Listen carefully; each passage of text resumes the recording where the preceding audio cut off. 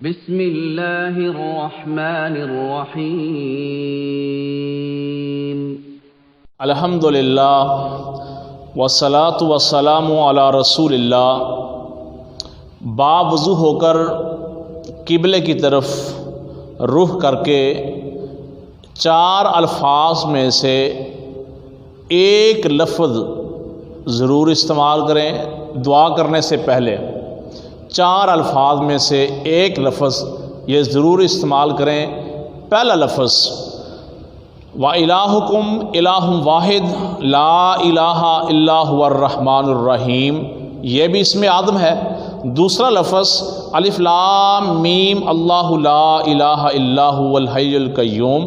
تیسرا لفظ اللہم انی اسألک بانی اشہدک انک انت اللہ لا الہ الا انت الاحد الصمد الذی لم یلد ولم یولد ولم یکن لہ کفوا احد۔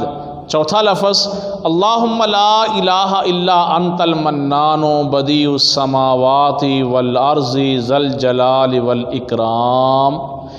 ان 4 الفاظ میں سے کوئی ایک لفظ اپنی دعا کرنے سے پہلے اگر آپ بول لیتے ہیں، پڑھ لیتے ہیں، تو اللہ رب العالمین انسان کی دعا کبھی بھی رد نہیں کرتا۔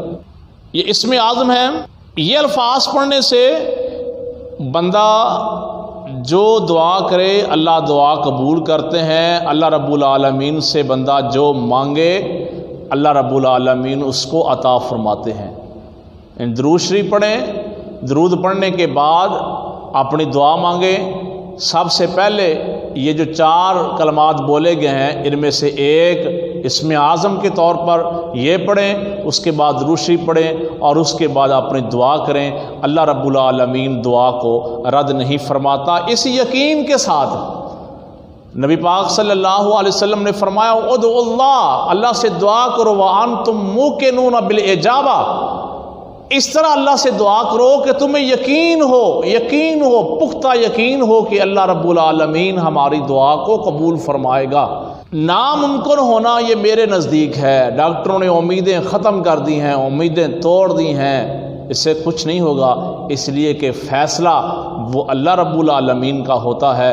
اس طرح چمڑ کر دعا کیجئے، اس یقین کے ساتھ کیجئے اور اس میں اعظم کے کلمات پڑھ کے کیجئے، انشاءاللہ اللہ رب العالمین انسان کی ہر دعا کو قبول فرماتا ہے۔ السلام علیکم ورحمۃ اللہ۔